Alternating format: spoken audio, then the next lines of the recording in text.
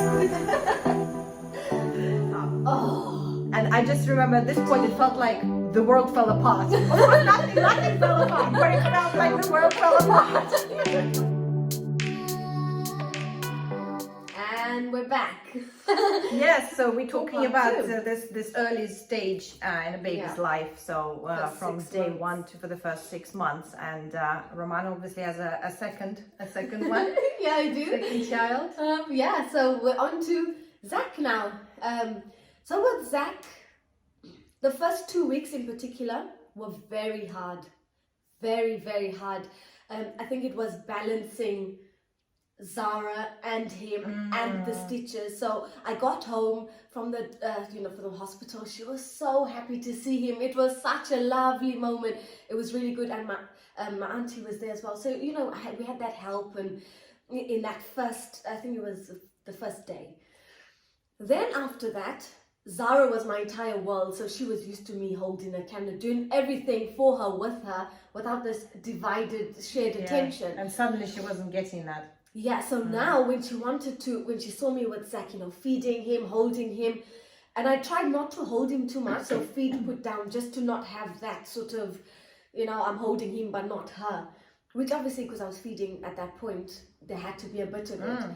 But she wanted me to hold her, to pick her up, do things, and obviously I had the C-section. Yeah. Oh. So when I did try and hold her, she was so excited, like her knee, like she kneed me by accident, she was really excited. I was like, no, like I need to put her down, and I had to call my husband to take her. So I think she didn't understand, obviously, she didn't understand. She probably felt pushed like a rejection of some sort, without understanding that it wasn't, you weren't rejecting her, you just had your own things to deal with. So that was really hard, and she would cry. I remember she would cry for me, and I just kept trying to explain to her that, oh, Mummy saw, I'm only feeding Zach, and then I'm putting him down. So I think that She's was only really... 1.5 at this point, isn't she? Yeah. Or closer to 2. 2. She's 2. 2 months away from 2. Okay. Yeah. So yeah, she found that transition really hard, which it was hard for me because the mum guilt, and me feeling like I was neglecting her, and not giving her that same attention. So that was hard on me, and it was hard on her as well. So she'd be crying and I'd be crying with her. And yeah. So it's all these adjustments. Another thing is at this age, she's understanding a lot, obviously, but she's not fully understanding everything. So that must be the frustration from her point of view as well. Yeah, it was just like she's trying to understand what's happening, but all she feels is that actually there's pushback. I think she actually did ask when Zach was going. Yeah. Back to the hospital. Like, just going, because she's like, who's this baby? And I'm like, no, Zach is here to stay. He's your brother. But I think when this shared attention, and she's like, okay, it's not stopping, it's going on. Like, is this baby going? So she did ask. She's like, when is Zachy going? So that was hard. And then after that, we adjusted. I mean, there was a picture, like Dean was at work at this point, and he asked me, how are you doing? And I just sent him a picture, which I will overshare as I do. I was just in tears. Like, I didn't have the words, and like everything that I was feeling was just on my face. And I was just crying, and I was just really, really struggling to cope. But, it was a phase. It got easier. There were really hard moments still as it went on, but it got easier, and kind of learned to adjust and deal and kind of handle it. And then with Zach, he then had constipation. Based on what you're saying, actually, I have something to add. So obviously we don't have a sibling, but we did have a dog, and that was a really hard thing. So Gregory was a baby. The hard thing was, I thought it was going to be like in a Hollywood movie, we were going to arrive, and the dog is just going to be, you're the new member of the family, and going to lick him all over. Well, the first thing that happened is that as we came from the hospital, Titan did smell him and just started barking immediately. There was this immediate rejection and immediate sort of even aggression. So both, my husband and I were both like, no, that's not okay. But it carried on in the sense that it was so hard when I remember being alone with Gregory. He's literally not even a month old yet. And for some reason, nobody else was in the house, and I was there, and I decided, and Titan was crying as well constantly as this happened. So this was really hard. And so I was trying to be with both of them, and it was worse. So actually, I've never seen our dog. So Titan tried to get out of the room. He started scratching doors, like, get me out of here. Like, he really didn't want to be. So it didn't turn into aggression straight away. Then he obviously, he was also a big dog, a Weimaraner, so a dangerous dog potentially.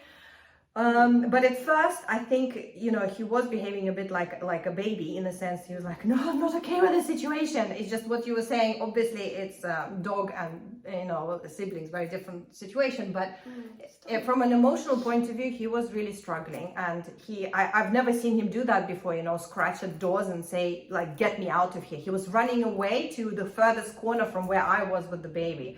So he wouldn't come to us. Even if I tried to come to him, he'd run away from me to the furthest part of the room. And it was shocking to me.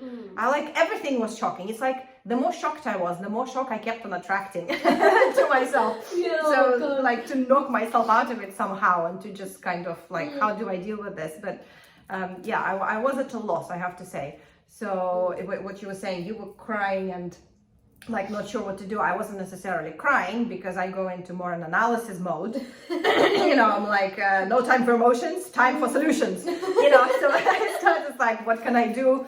And, just start writing plans and, how to make the situation work. So that was another thing to deal with. I think I remember coming over to see you when Gregory was, 5 days old or something, the first time we came to visit. So we came then, but when we came afterwards, and Zara was that bit bigger and Gregory was bigger, and Sean made a comment to say, we're actually enjoying pregnancy while you guys were in a different, I think because you were as you're saying, you were analysing, and you were obviously sleep deprived, and it was different, whereas we were just kind of going with the flow. And you said that you found it hard when you would cry, from a psychological point of view. Yeah, very much so. It felt loud to me. It felt like my head was going to explode. And I never realized it was never actually that loud. You just you couldn't understand why he was crying. Yeah. You thought something was wrong. Well, I did analyze, I did research a lot, and I made a list of things. And especially when you're sleep deprived, it really helped. Because you think, yes, check if he is, did he poop, or is he wet? Do you need to change him? Is he cold? Is he hot? Is he uncomfortable in some way? Then you need to check, is he ill? Or is he hungry, of course?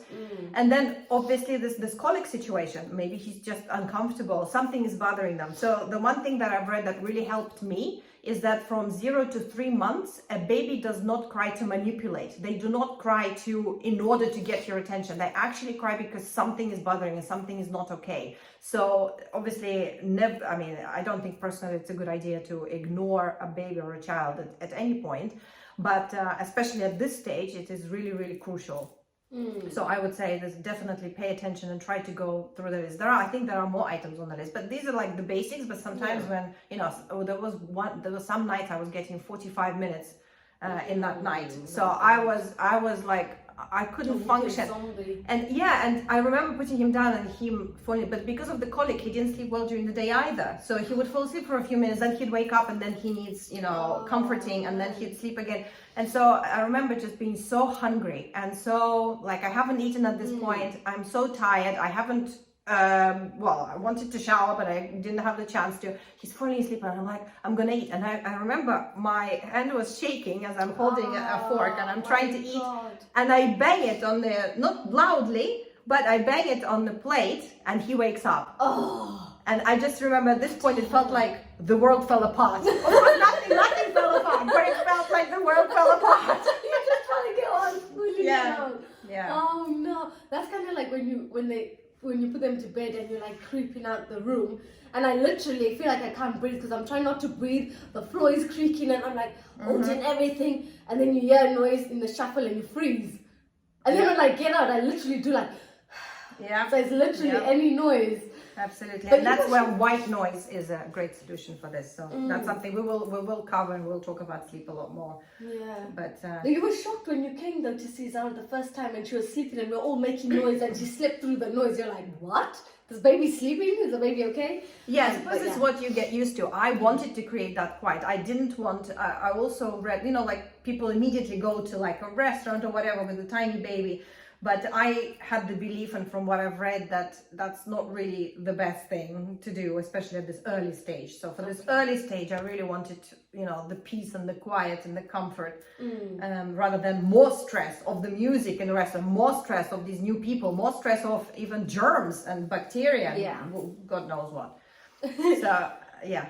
Yeah. So But Zach had another constipation yeah. issue. So Zara was, she was shitting out like one time I could change like 17 nappies for Zara. With Zach, hardly any.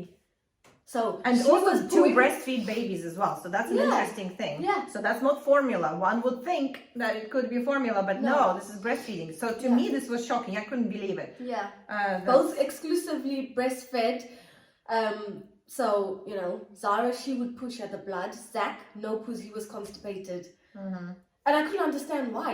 Because I called the doctors up. I called them. One said, they prescribed a laxative. I read the laxative. I was like, yeah, no, I don't feel comfortable giving this one because it seemed quite strong and like for older children. So I called back. Another doctor said, oh, no, yeah, don't give that. That's too strong. Give this one. One said win, at 4 months. One said, no, don't win. It will make constipation worse. So I was like pulling my hair out. Like, the doctors are giving me such different information. And I'm here like my son, he went like 10 to 14 days without doing a poo. And in this time, I was trying prunes, I was trying orange juice, I was trying warm water, I was trying lactulose, the laxative. I was trying... Did you try olive oil a little bit as well? I think I tried a drop. Shomos said a drop. Yeah, never too much. I tried that. And then in the end, we went to the to A&E, and then they gave him a suppository, which was supposed to work within the first hour. It took him 3 hours until he did a poo. And then after that, it was on and off, like you do it. And then when he got to, we only started feeding him solids at about 8 months. With Zara, she was on solids at 4 months. She was eating. With him, it was 8 months. And when we started giving him the solids, I think he was pushing the poo out. So maybe when he was breastfed, he didn't have anything to poo out. Maybe he needed fiber. Maybe that's what was needed, because fiber is what kind of pushes things through, and more water and that sort of thing. Yeah. Too. But that is why we are creating all these resources, because I think the normal instinct is run to the doctor. But first of all, they might have different opinions like this. So what do you actually do? Yeah. And then it's just so helpful because we have discovered certain things that do work. So watch out for more resources. Yes, definitely. But yeah, so that was the struggle with the second baby. Was the constipation. Actually, Gregory had constipation too, actually. Yes, you mentioned, and then I did mention because you But said we found about... solutions because he was weaned. We started giving him fruit and all sorts of things relatively early on, from like 3.5, 4 months. Okay. Yeah. So that was really great. Actually, the fruit, the veg was just an amazing thing. Yeah. But I think once there was an addition, and also, by the way, I didn't want to give him any meat. So that was like a conscious decision. And then because there is a lot of protein in great plant sources anyway. Yeah. So, but I think once we started doing grains and things like that, that's when his little body started struggling a little bit. And we didn't actually know, I don't know if I've mentioned it, he is actually celiac. I think maybe I've mentioned on previous ones. No. But I think it was, so I found this amazing porridge that contains 7 grains. I thought it was amazing because it was organic. It contained all these different 7 porridges, 7 grains. And so I thought, from my sort of nutritional point of view, I was like, okay, so it must cover lots of bases. It'll have lots of minerals, this and that. Yeah. Turns out that 1 or 2 of them, does contain gluten. And so I didn't know that, but it was accumulating in his system, and gluten was really destroying his gut flora. And then, so that was part of the whole constipation issue, because he was reacting to it, but I didn't know. Yeah. And but we were dealing with it because there was so much juice and fruit and vegetables that it was actually kind of working out. And we did use these little gel depositories, as you call them. So we didn't have to go to the doctor. You can buy them. They are safe and they're really small. You can get really small ones for babies. Yes, I think we. My sister is so funny. Because she's very she studied child psychology and she's very overprotective. She was there helping me. And when this was happening, what was funny is that anything we would give to him, she says, we're not giving it to him unless I try it. So she even tried the depositories on herself. The little one, yeah, I kid you not. She was like, if we're going to give this formula, I'm trying it. If we're going to give him olive oil, I'm trying it first and see how I feel, how it tastes. What is my experience, for real. Oh, wow. So we did all of that. That's good from that point of view. I mean, like when Zara or Zach would bang their head on something, I would go and do the same to see how hard or sore it would be for them. So it's funny, she does that with what they're ingesting. And I was like, what they're feeling if they're like, she got so involved. Like, she really loves Gregory. It's amazing that there was one time when he was crying so badly. It was almost, to both of us actually, it sounded like, those emergency vehicles. It's like it wasn't even a cry. It sounded like an emergency. That's how he was screaming. I said, he was screaming so badly. She actually, but I wasn't there. So she was helping me out and I wasn't aware of it. And I come and discover both of them crying. So she was crying with him. She's like, I don't know, he's in pain. I don't know what to do, how to help him. But we did massage. We also did. So we'll talk more. Actually, we're gonna do a resource to help and colic. That would be a good one. With colic, with constipation, with all of those things that people run to the doctor and actually don't get solutions. Because even chemicals, they don't really resolve things. Yes, okay, the laxative could release things, but if there is an issue, I think it will happen again, like exactly, the gut hairs. Exactly. Yes. Yeah. So we need to be talking about how to support the body. Something is not working. Something's not operating correctly. That this is happening in the first place. Yeah. And so we need to be looking at solutions how the body can support itself and start working in that sense. So passion. So much going on. Yeah, there's so much to tell. I know.